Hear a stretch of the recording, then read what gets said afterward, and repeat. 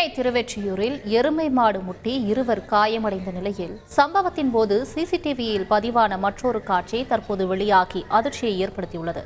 அந்த காட்சிகளை தற்போது பார்ப்போம்.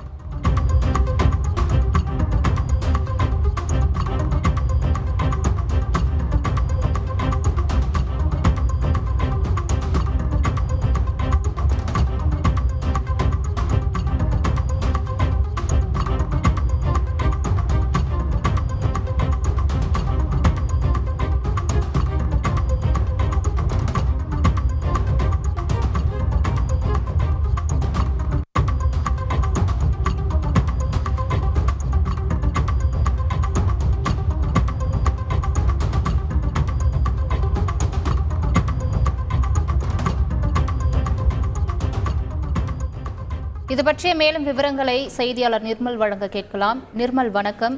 தற்பொழுது மாட்டின் உரிமையாளர்கள் மீது மாநகராட்சி தரப்பில் நடவடிக்கை ஏதும் எடுக்கப்பட்டதா? காயமடைந்தவர்கள் நிலை என்ன? அது தொடர்பான முழு விவரங்களை பதிவு பண்ணுங்க.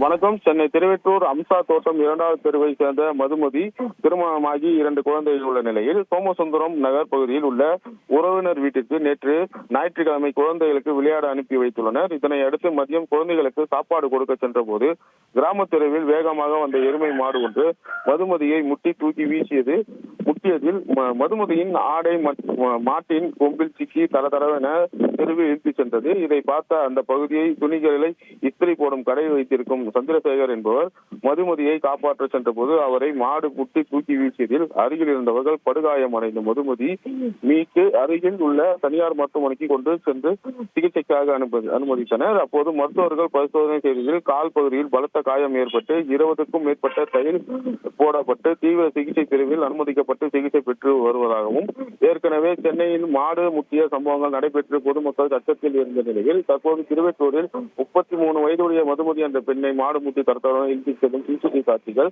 வெளியாகி பொதுமக்களிடையே பெரும் அச்சத்தை ஏற்படுத்தியது. உடனடியாக மாட்டின் உரிமையாளர் மீது நடவடிக்கை எடுத்து இது போன்ற சம்பவங்களை நடைபெறாமல் இருக்க நடவடிக்கை எடுக்க வேண்டும் என்று அந்த பகுதியில் மக்கள் கோரிக்கை வைத்திருக்கின்றனர். விரிவான தகவல்களுக்கு நன்றி நிர்மல். செய்திகளை உடனுக்குடன் தெரிந்து கொள்ள உடனே சப்ஸ்கிரைப் பண்ணுங்க.